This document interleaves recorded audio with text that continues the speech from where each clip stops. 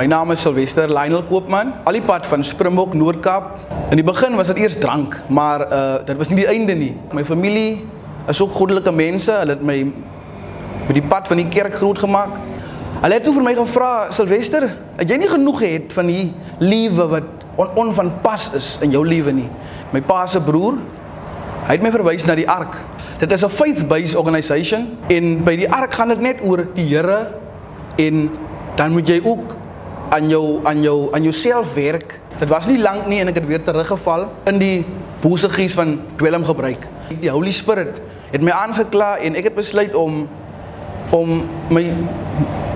weer te kom tot repentance en na die Here toe te draai. Ek het aansoek gedoen vir Houghton en Houghton het my aanvaar. Hulle het my na 'n plek verwys waar ek my kan huisves, 'n veilige spasie in my lewe kan hê en dit is dan bekend as Loaves and Fishes.